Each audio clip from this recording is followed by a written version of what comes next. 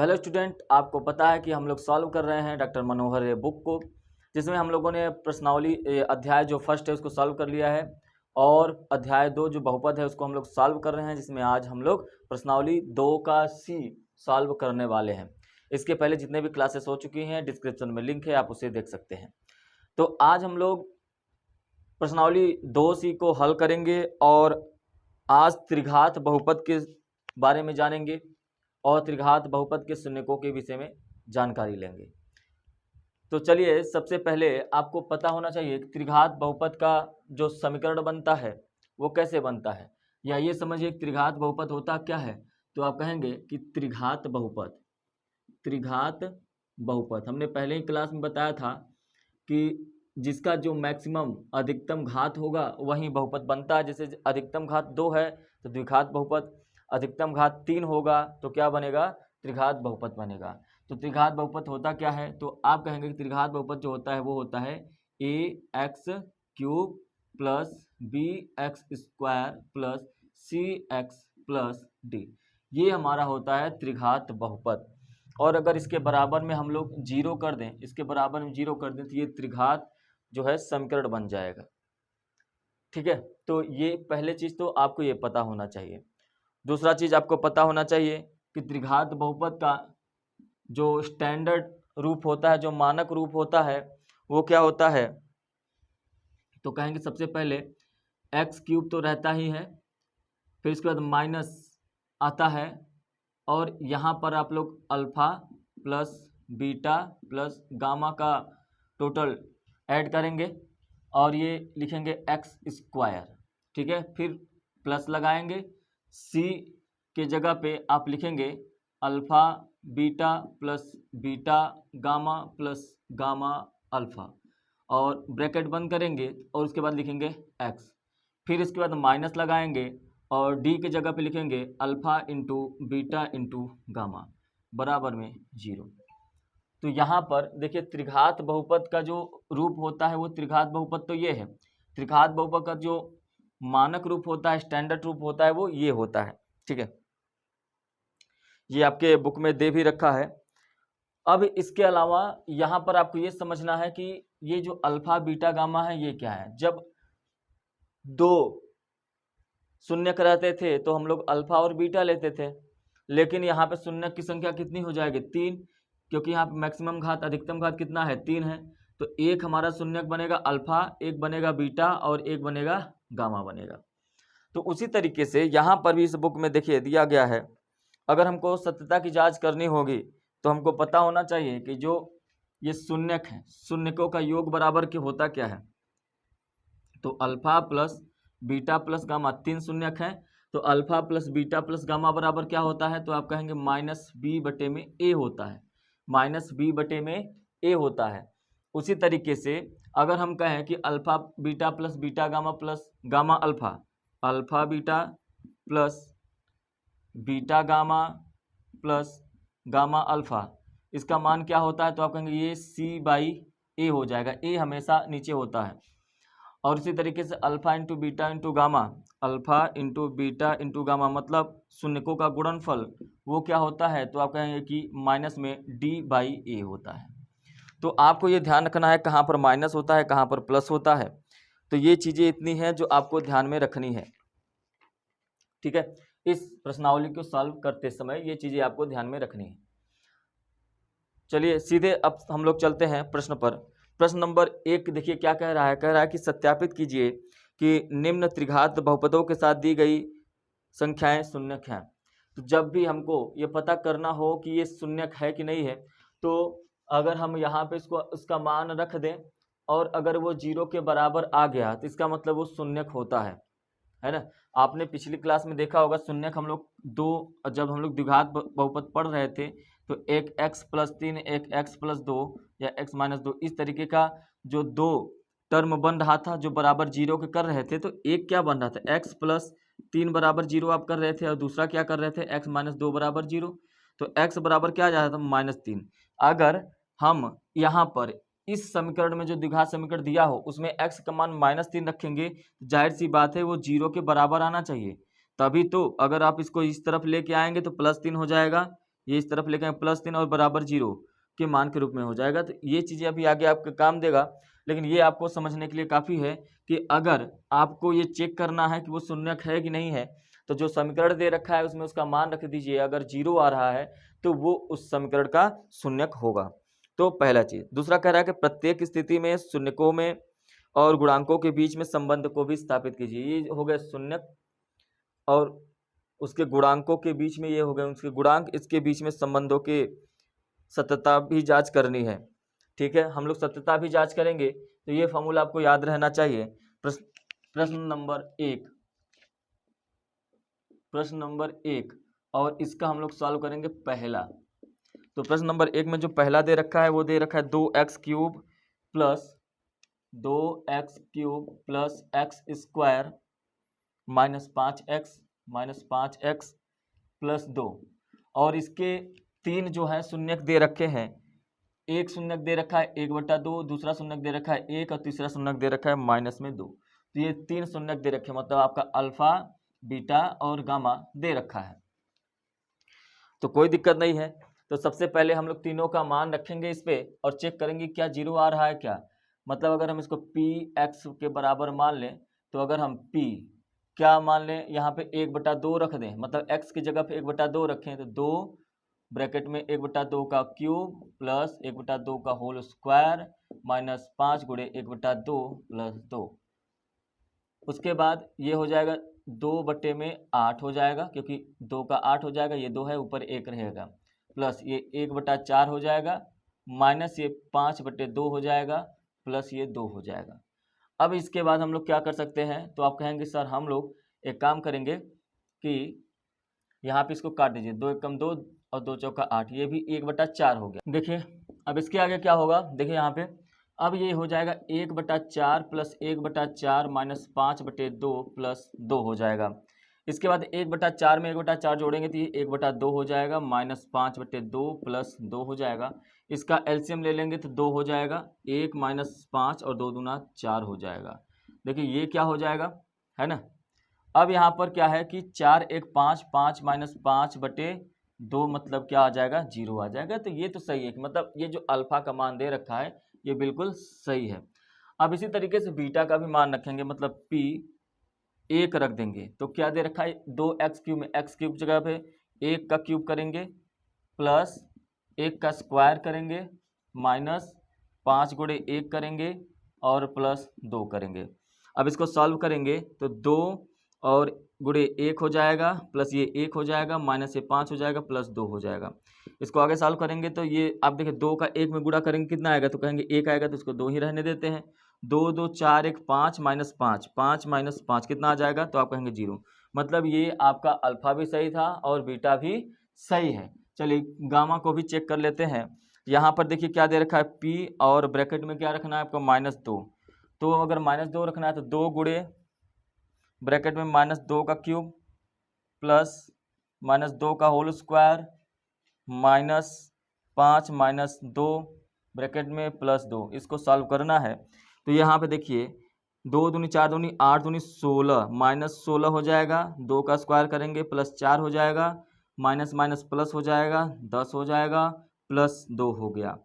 अब देखिए 10 4 16, 10 4 14 2 16, 16 में से 16 घटा देंगे, तो 16 में से 16 घटा देंगे तो क्या आ जाएगा, तो आप कहेंगे 0 आ जाएगा। तो मतलब ये कि अल्फा और बीटा और गामा इन तीनों का मान जो है वो बिल्कुल सत्य है।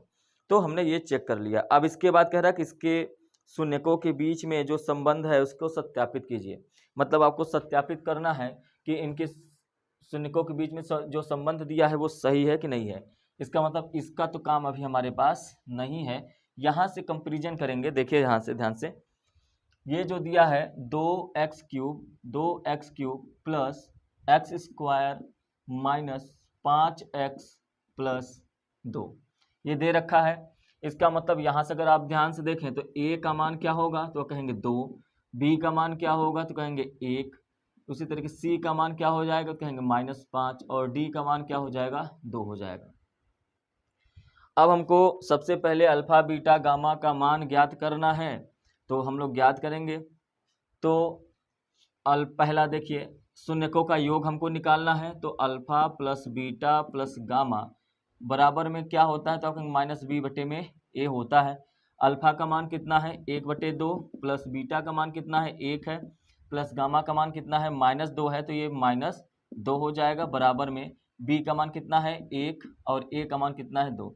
मतलब यहाँ पे देखिए कि अगर आप इसको सॉल्व करें तो सॉल्व करेंगे तो 1/2, 1 में से 2 घटाएंगे -1 बचेगा। अब इसके बाद आधा में से 1 घटा देंगे तो -आधा बचेगा, तो मतलब यहाँ पर क्या बचा -1/2 बराबर में -1/2। तो ये तो हो गया alpha plus beta plus gamma. इसके बाद दूसरा हमको ज्ञात करना है alpha into beta plus beta into gamma plus gamma into alpha बराबर में क्या होता है, तो आप कहेंगे ये सी बटे में ए होता है।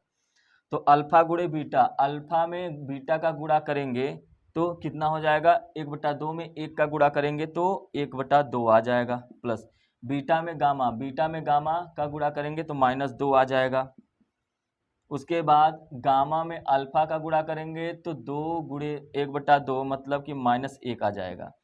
सी का मान कितना है, सी का मान -5 है और ए का मान कितना है 2 है।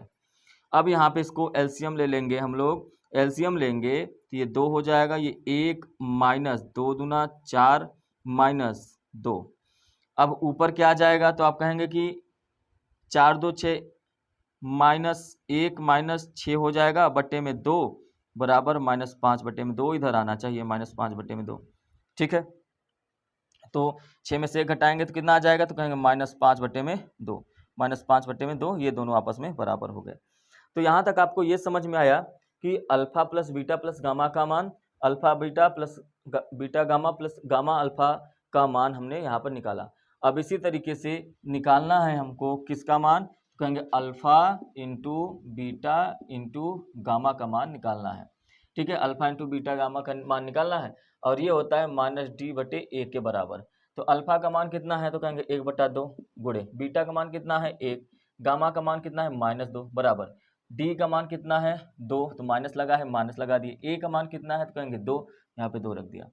2 से ये 2 जो है कट जाएगा तो यहाँ पर बचेगा -1 और यहाँ 2 से 2 कट जाएगा तो ये भी बचेगा -1। इस तरीके से ये जो सवाल नंबर फर्स्ट था, फर्स्ट का पहला, वो सॉल्व हो गया। तो हमने यहाँ से ये प्रूव किया कि ये बिल्कुल इसी के शून्यक दे रखे हैं और यहाँ पर हमने ये उसकी सत्यता की जांच भी कर ली। उम्मीद है कि फर्स्ट क्वेश्चन आपको समझ में आएगा। सेम इसी पैटर्न पर सेकेंड सवाल को भी सॉल्व करना है। तो चलिए सेकेंड प्रश्न को देखते हैं क्या है। पहले का दूसरा क्या दे रखा है, x³ -4x² plus 5x - 2 plus 5x - 2। इसके जो शून्यक अल्फा बीटा गामा दे रखे हैं वो 2,1,1 दे रखे हैं। मतलब अल्फा जो है 2 दे रखा है, बीटा 1 दे रखा है और गामा भी 1 दे रखा है। कोई बात नहीं, तो चलिए इसको सॉल्व करते हैं। सबसे पहले देखिए समझिए कि अगर हम लोग पी अल्फा का मान 2 रखें तो इसका मतलब ये है, ये पी एक्स बराबर मान लेते हैं क्योंकि एक्स की जगह पर ही अब 2 रखना है। तो 2 का क्यूब -4, 2 का स्क्वायर प्लस 5 गुणे 2 -2 कितना आ जाएगा, 2 का क्यूब 8 हो जाएगा माइनस ये कितना हो जाएगा 4, 2 का स्क्वायर कितना हो जाएगा 4 चौक 16 हो जाएगा प्लस 10 हो जाएगा -2 हो जाएगा। इसके बाद 10 में से 2 गया 8 और 8 8 16, 16 - 16 बराबर कितना आ गया 0 हो गया। मतलब ये जो अल्फा का मान दे रखा है सही है। अब इसके बाद 1 का मान ज्ञात करेंगे। ध्यान रखेंगे कि 1 का मान एक बार ही अगर ज्ञात करेंगे तो बीटा और गामा दोनों का मान निकल जाएगा। इसलिए अगर ये समझे कि ये अल्फा था तो ये बीटा और गामा दोनों का मान सेम रहेगा। लेकिन अगर परीक्षा में आता है तो आपको निकालना पड़ेगा दोनों का मान। तो 1 का क्यूब हो जाएगा पहले -4 x² है तो मतलब 1 का स्क्वायर हो जाएगा प्लस 5 है, फिर x की जगह पे 1 रखेंगे -2। तो यहाँ पर क्या हो जाएगा 1 -4 प्लस 5 -2। तो अगर आप ध्यान से देखें तो -2 -4 है ना, या डायरेक्ट कर दीजिए। 1 में से 4 गया आपका -3 बचा और 5 में से 2 गया +3 बचा, तो ये हो गया 0 कट के। तो इस तरीके से अगर आपने देखा तो यहाँ पर हमने ये प्रूव कर दिया कि यहाँ पर जो प्रश्न में इसके जो बहुपदों के साथ दिए गए शून्यक है ये संख्याएं बिल्कुल भी सही है। क्योंकि उसके मान 0 आ गए। अब इसमें कह रहा है कि प्रत्येक स्थिति में शून्यकों और गुणांकों के बीच में संबंध जो हमको ज्ञात करना है। अगर संबंध ज्ञात करना है इसका मतलब पहले हमको तुलना करना पड़ेगा। तो यहाँ पे है x cube minus 4x square plus 5x minus 2। तो a का मान अगर तुलना करें तो 1 है, b का मान कितना है तो कहेंगे कि -4 है, c का मान कितना है 5 है, और जो d का मान है वो -2 है। ये दे रखा है। तो अल्फा बीटा गामा, यहाँ पे देखिए अल्फा बीटा गामा बराबर क्या होता है, तो आप कहेंगे शून्यकों का जो योग है वो दे रखा है, वो होता है -b/a। तो अल्फा का मान 2 है, बीटा का मान 1 है और गामा का मान भी 1 है। बी का मान -4 है, लेकिन पहले से यहाँ पे माइनस लगा है, ए का मान 1 है। 2 2 ये 4 हो गया, माइनस से माइनस कट जाएगा, 4 हो जाएगा। Alpha beta plus beta gamma plus gamma alpha बराबर क्या होता है, कहेंगे c/a होता है। अल्फा बीटा मतलब 2 गुणे 1 मतलब 2 हो जाएगा, गामा अल्फा मतलब 1 गुणे 1 1 हो जाएगा, गामा अल्फा के 1 गुणे 2 मतलब 2 हो जाएगा। सी का मान क्या दे रखा है, कहेंगे 5 दे रखा है, बटे में 1 हो जाएगा, ए का मान 1 दे रखा है। 2 2 4 और 1 5 हो गया, 5 बराबर में 5 हो जाएगा। उसी तरीके से alpha into beta into gamma, शून्यकों का जो गुणनफल होता है वो d/a होता है, लेकिन ये माइनस में होता है। तो alpha into beta into gamma मतलब 2 गुणे 1 गुणे 1 बराबर में d का मान -2 रखा है और a का मान जो है वो 1 दे रखा है। ये टोटल गुणा करेंगे 2 आएगा, माइनस से माइनस कट जाएगा, प्लस हो जाएगा, तो ये भी 2 आ जाएगा। तो इस तरीके से संबंध की सत्यता हमारी जांच हो गई। प्रश्न नंबर 1 हमारा कंप्लीट हो गया। प्रश्न नंबर 2 पर चलते हैं। प्रश्न नंबर 2 क्या कह रहा है कि एक त्रिघात बहुपद ज्ञात कीजिए। एक त्रिघात बहुपद, जब हमको बहुपद ज्ञात करना होता है तो सबसे पहले उसका समीकरण लिखेंगे। तो त्रिघात बहुपद होता क्या है, तो कहेंगे x का cube minus alpha plus beta plus gamma bracket में x square plus alpha beta plus beta gamma plus gamma alpha bracket में ये आपका x हो जाएगा minus alpha into beta into gamma बराबर में 0। ये समीकरण होगा और इस समीकरण को हमको ज्ञात करना है, त्रिघात बहुपद ज्ञात करना है। कह रहा है इनके शून्यकों का जो योग है वो 2 दे रखा है। मतलब यहाँ पर ध्यान से देखें, प्रश्न में कह रहा है कि शून्यकों का योग अल्फा बीटा गामा, यही 3 शून्यक होंगे और इनका जो योग दे रखा है वो 2 दे रखा है। और इसी तरीके से इनके 2 शून्यकों को एक साथ लेने पर, उनका गुणा करने पर और उनको जोड़ने पर जो गुणनफल आ रहा है वो -7 दे रखा है। मतलब alpha beta plus beta gamma plus gamma alpha, ये जो दे रखा है वो -7 दे रखा है। और शून्यकों का जो गुणनफल है alpha into beta into gamma, ये आपको दे रखा है -14। तो कह रहा है कि आप क्या करिए, इनका जो है त्रिघात बहुपद ज्ञात करिए। तो कोई बात नहीं है, हमको त्रिघात बहुपद ज्ञात करना है। यहाँ पर देखिए ये x क्यूब हो जाएगा माइनस अल्फा बीटा गामा, जो शून्यकों का योग दे रखा है वो कितना है 2 हो जाएगा, ये x स्क्वायर हो जाएगा plus alpha beta beta gamma gamma alpha है तो ये -7 हो जाएगा, -7 और ये x हो जाएगा माइनस अल्फा बीटा गामा का मान दे रखा है -14।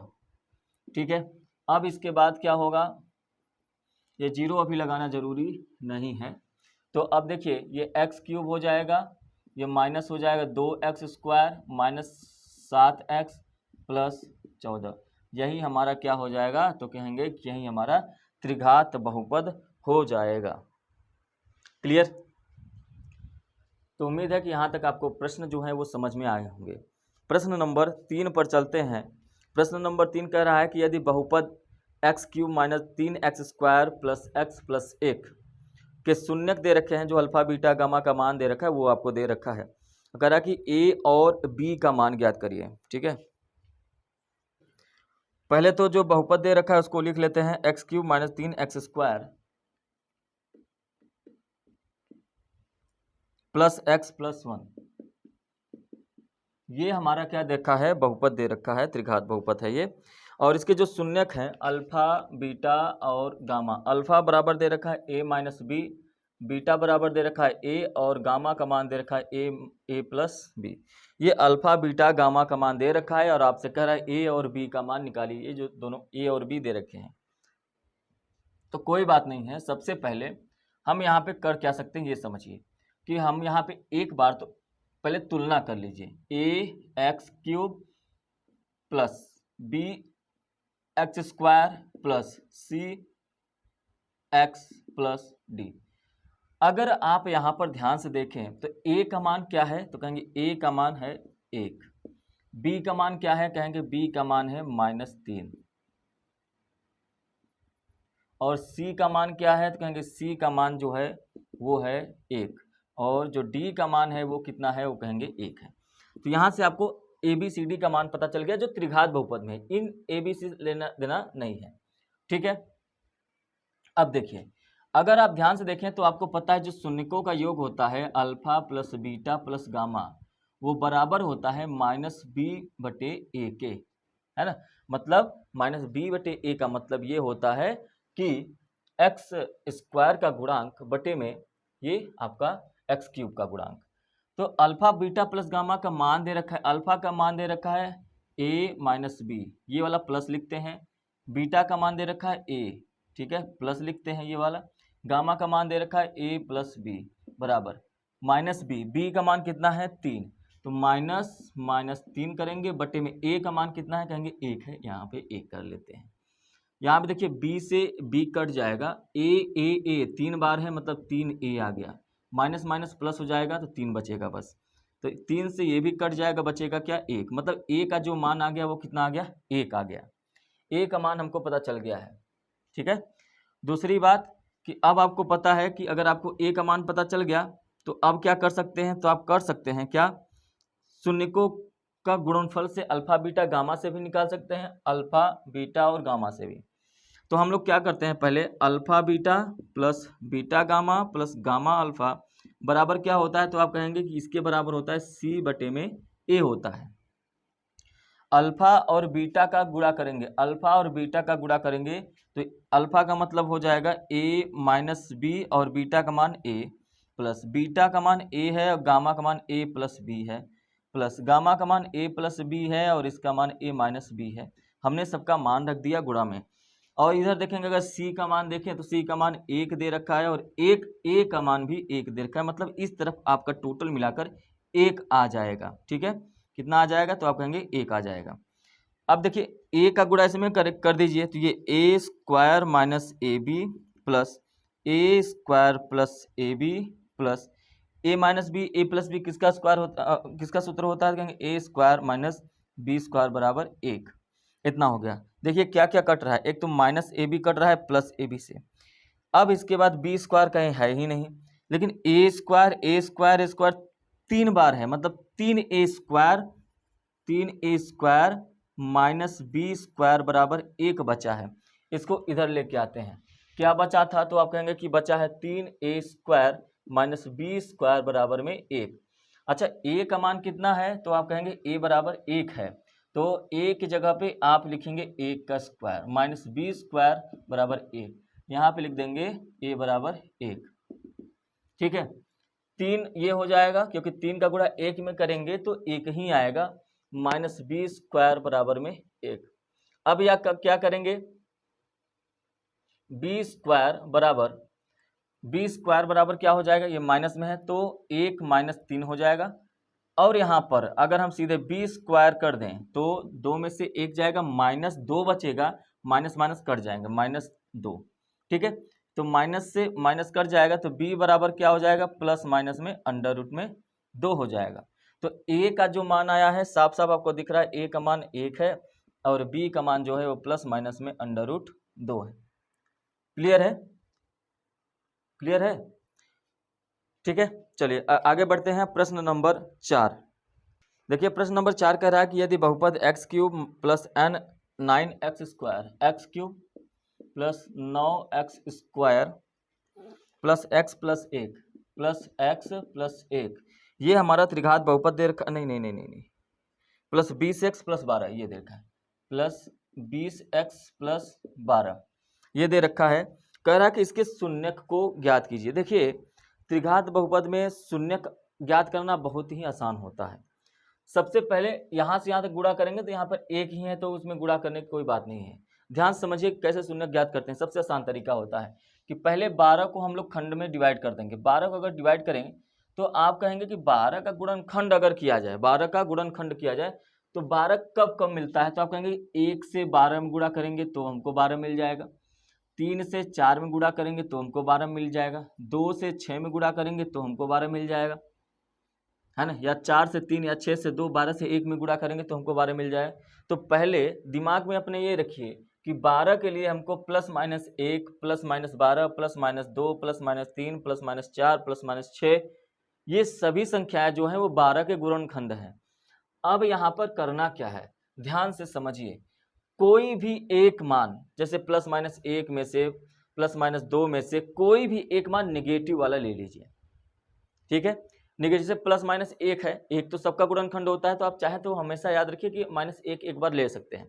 तो यहाँ पर हम क्या करेंगे, माइनस 1 एक बार लेंगे, और अगर माइनस 1 लेने पर 0 आ गया इसका मान, इसका मतलब माइनस 1 एक शून्यक होगा। जैसा कि हमने अभी आपको पहले बताया कि अगर कभी भी कोई भी x का मान अगर किसी भी समीकरण में रख रहे हैं और उसका मान 0 आ जा रहा है तो वो उसका एक शून्यक माना जाता है। तो यहाँ पर हम कौन सा ऐसा मान रखें कि इसका मान 0 आ जाए, तो हमको एक शून्यक पता चल जाएगा। और ये हम लोग 12 के गुणनखंड से पता करेंगे। तो हमने पता किया कि 12 का गुणनखंड जो होता है वो 1 होता है, 12 का गुणनखंड खुद 12 होता है, 2 होता है, 2 छक्का 12, 6 होता है, 3 होता है, 4 होता है। तो हमें से कोई भी एक प्लस माइनस का मान ले सकते हैं, लेकिन चेक करना पड़ेगा। तो चेक आप कहाँ से करेंगे, कोशिश करिए कि माइनस वाला लेके चलें। तो जब आप माइनस वाला लेके चलेंगे तो हम पहले ही काम कर लेते हैं कि यहाँ पर जो हम लोग मान लेते हैं ये x का वैल्यू, वो -1 लेके चलते हैं, ठीक है। ध्यान रखेंगे कि 12 के लिए plus minus 1 plus minus 2 plus minus 3 plus minus 4 plus minus 6 और प्लस माइनस 12, ये सभी इसके क्या हैं, गुणनखंड हैं। तो किसी भी मान को, प्लस को या माइनस को यहाँ पे ले सकते हैं, लेकिन हम माइनस को लेके चल रहे हैं। तो -1 का होल क्यूब प्लस 9 -1 का होल स्क्वायर प्लस 20 गुणे -1 बराबर प्लस 12। ध्यान रखना है कि इसका मान 0 आना चाहिए, नहीं 0 आएगा तो वो शून्यक नहीं होगा। फिर +1 से चेक करेंगे, अगर फिर भी नहीं आया तो -2 से चेक करेंगे, फिर भी नहीं आया तो +2 से चेक करेंगे। हर बार चेक करते हुए आगे बढ़ेंगे जब तक 0 नहीं आएगा। तो -1 का क्यूब करेंगे तो -1 आएगा, प्लस 1 का स्क्वायर कर देंगे, माइनस कट जाएगा तो 9 1 कम 9 हो जाएगा। 20 का गुणा 1 में करेंगे तो 20 आएगा, लेकिन माइनस हो जाएगा, -20 और ये +12। देखिए 9 में से 1 घटा देंगे तो 8 हो जाएगा, -20 प्लस 12, 12 में 8 जोड़ दीजिए 20 हो जाएगा, और ये -20 कितना आ गया, 0। मतलब x का जो एक मान है वो -1 है। मतलब आप ये कह सकते हैं कि हमारा एक शून्यक मतलब अल्फा बराबर -1 निकल के आ गया है। अगर अल्फा का मान -1 है तो हम लोग यहाँ पे x -1 को इस तरफ अगर भेज दें तो x प्लस क्या हो जाएगा, 1 हो जाएगा, और ये किसके बराबर हो जाएगा, फिर 0 के। तो कहेंगे कि इसका जो एक गुणनखंड होगा वो x + 1 होगा, ये फिक्स हो गया। इसीलिए हमने शुरू में माइनस लिया था कि हमको एक क्या मिल जाए, जो है गुणनखंड मिल जाए। इसका एक गुणनखंड x + 1 है। अब इसका मतलब ये है कि यहाँ पर ये जो दे रखा है इसको ध्यान से समझिए, x³ plus 9x² plus 20x plus 12। अगर इसमें से x + 1 गुणनखंड है तो हमको x + 1 हर सब में से कॉमन लेना पड़ेगा, ठीक है। तो कॉमन लेना पड़ेगा, तो यहाँ पे देखिए अगर x³ है तो जाहिर सी बात है हमको यहाँ पर क्या लेना पड़ेगा, x बचाना पड़ेगा, मतलब x² कॉमन लें। अब ये बताइए कि यहाँ पर क्या ऐसा रख दें कि अगर आप x² कॉमन लें तो जाहिर सी बात है यहाँ पे 1 बचेगा। यहाँ पे 1 कब बचेगा, जब आप यहाँ पे x² रखेंगे तभी तो। अगर आप x² दोनों में से कॉमन लेंगे तो देखिए x + 1 बचेगा, क्योंकि हर जगह पे हमको x + 1 बचाना है। तो इसको भी 2 भाग में तोड़ना पड़ेगा, इसको भी 2 भाग में तोड़ना पड़ेगा। तो यहाँ पर ये समझना है, तो हम लोग यहाँ पे x बचाने के लिए एक्स स्क्वायर कॉमन लेंगे, तो यहाँ पे 1 बचाने के लिए ऐसे करेंगे। तो अब ध्यान से देखिए, अगर ये एक्स क्यूब सही है तो ये हमने एक्स स्क्वायर जोड़ा है, तो जाहिर सी बात है 9x स्क्वायर था, तो एक्स स्क्वायर इसमें से एक एक्स स्क्वायर इसमें से ले लेते हैं, 8x स्क्वायर बचा देते हैं। अगर इन दोनों को जोड़ें 8x स्क्वायर और 1x स्क्वायर कितना बचेगा, तो कहेंगे 9x स्क्वायर बचेगा। अब यहाँ पे देखिए, यहाँ पर आप तो एक कॉमन ले सकते हैं, लेकिन यहाँ पर भी तो एक कॉमन लेना पड़ेगा। हमारे पास 20x है, ध्यान से समझिए कि 8x स्क्वायर में से सिर्फ हमको x बचाना है, तो अगर हम यहाँ पे x बचाएंगे मतलब हमको कॉमन क्या लेना पड़ेगा, 8x कॉमन लेंगे। जाहिर सी बात अगर आप 8x कॉमन लेंगे तो 8x ही यहाँ पे रखना पड़ेगा, क्योंकि 1 बचाना है यहाँ पे। अगर आपको 8x यहाँ पे रख देना है तो ये तो 20x था, तो 20x में से 8x घट गया तो बचेगा कितना, तो कहेंगे 12x। और ध्यान से देखेंगे यहाँ पर क्या लिखा हुआ है 12, तो लिख देंगे इस तरीके से। और आप ध्यान से देखिए हमारे पास इसका फैक्टर निकल के आ गया है। अब यहाँ पे देखिए कि सबसे पहले x cube plus x square में से एक्स स्क्वायर कॉमन ले लेते हैं, तो बचेगा क्या, x प्लस 1। फिर यहाँ से प्लस 8x कॉमन ले लेते हैं, बचेगा क्या, x प्लस 1। फिर यहाँ से 12 कॉमन ले लीजिए तो बचेगा x प्लस 1। अब अगर ध्यान से देखें यहाँ पर भी x प्लस 1, यहाँ पर भी x प्लस 1, यहाँ पर भी x प्लस 1, तीनों में से x प्लस 1 कॉमन ले लेंगे, x प्लस 1 कॉमन ले लेंगे तो एक गुणनखंड हमको ये मिल गया। बचा क्या दूसरे में, x square plus 8x plus 12 दूसरे में बच गया। अब ये तो द्विघात समीकरण है, इसको आपको हल करने आता है कि 12 का खंड करेंगे तो 6 और 2 होगा, क्योंकि 6 दूनी 12 और 6 प्लस 2 बराबर 8 हो जाएगा। 8 की जगह पर 6 और 2 रखना पड़ेगा, तो इसको भी हल करेंगे। x प्लस 1 दूसरे ब्रैकेट में x square plus 6x plus 2x plus 12, उसके बाद x प्लस 1 एक ब्रैकेट में दूसरे में x कॉमन ले लेंगे तो ये बचेगा x प्लस 6, यहाँ से 2 कॉमन ले लेंगे तो x प्लस 6 हो जाएगा। उसके बाद x प्लस 1 पहले में, दूसरे में x प्लस 6 कॉमन ले लेंगे तो बचेगा x प्लस 2 बराबर में 0।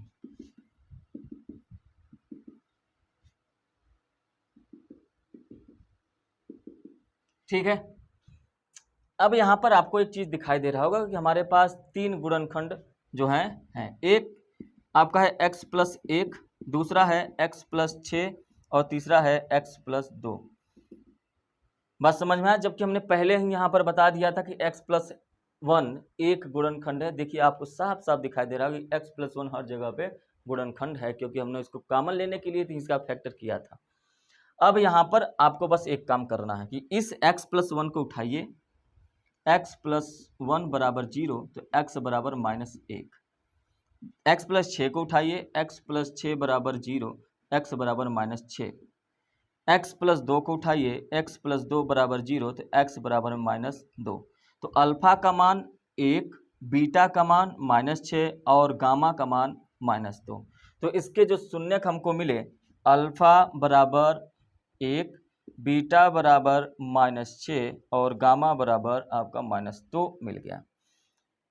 अगर आपके मन में हो कि हमको अल्फा ये नहीं मानना है, अल्फा एक कुछ भी मान लीजिए, कुल मिला के अल्फा बीटा गामा ही ये तीनों शून्यक हैं। तो उम्मीद है कि ये प्रश्न आपको समझ में आया होगा। ठीक है,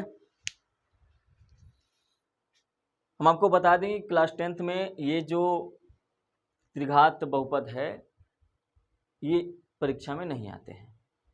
ठीक है, लेकिन यहाँ आपके बुक में दिया है तो इसको हमको सॉल्व करना होगा और इसकी जानकारी आपके पास रहनी भी चाहिए।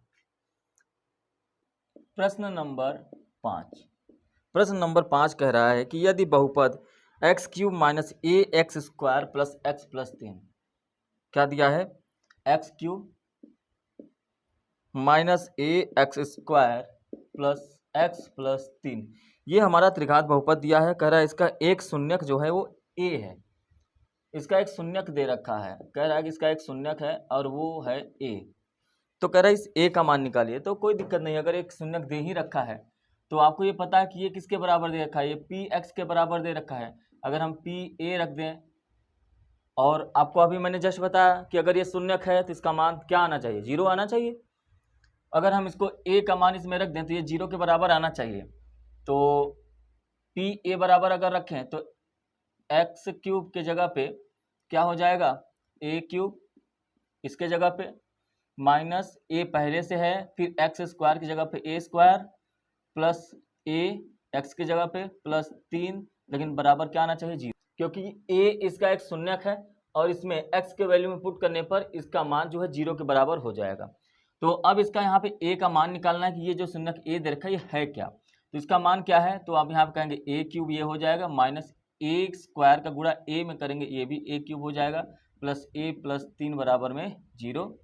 ए क्यूब से ए क्यूब कट जाएगा, बचेगा ए प्लस 3 बराबर में 0 और ए बराबर में क्या हो जाएगा -3। यही इसका क्या हो जाएगा, आंसर हो जाएगा। इसी के बाद प्रश्न नंबर 6 यहीं पे सॉल्व करेंगे हम लोग। प्रश्न नंबर 6 देखिए क्या कह रहा है कि पी एक्स बराबर x cube minus 5x square, P x बराबर x cube minus 5x square minus 2x plus 24 minus 2x plus 24 ये शून्यक दे रहा है। उसके दो शून्यकों का गुणनफल, इसके दो शून्यकों का गुणनफल, एक शून्यक अल्फा हो गया, ये दिया है ना, ये लिख लेंगे कि दिया है, क्या दिया है कि अल्फा इंटू बीटा, दो शून्यकों का गुणनफल ये 12 दे रखा है। तो कोई बात नहीं है, फिर कह रहा है कि इनके जो शून्यक है वो ज्ञात कीजिए, अल्फा बीटा और गामा का मान ज्ञात करना है। तो उसके लिए सबसे पहले हम लोग यहाँ पे तुलना करने के लिए A x cube plus B x square plus C x plus D रखेंगे, जहाँ पर हमको पता चलेगा कि ए का जो मान है वो 1 है, बी का जो मान है वो -5 है, सी का जो मान है वो -2 है और जो डी का मान है वो 24 है, ये हमको पता चलेगा। तो हमको ये भी पता है कि alpha plus beta plus gamma शून्यकों का गुणनफल बराबर होता है -b/a। अल्फा का मान नहीं पता है, बीटा का मान नहीं पता है, गामा का मान नहीं पता है, -b/a पता है। क्या होता है -b/a, तो -b/a मतलब 5/1 मतलब 5। उसी तरीके से alpha beta plus beta gamma plus gamma alpha बराबर क्या होता है, कहेंगे कि ये होता है c/a। c का मान -2 है और a का मान 1 है, मतलब इसका मान -2 आ गया। तो इन दोनों को आपको तो पता होना चाहिए। इसके आगे अगर हम लोग सॉल्व करें, alpha into beta into gamma बराबर क्या होता है, तो आप कहेंगे -d/a होता है। तो अल्फा इंटू बीटा का मान दे रखा है 12, तो अल्फा इंटू बीटा की जगह पे हम लोग देंगे 12, गामा का मान नहीं पता है।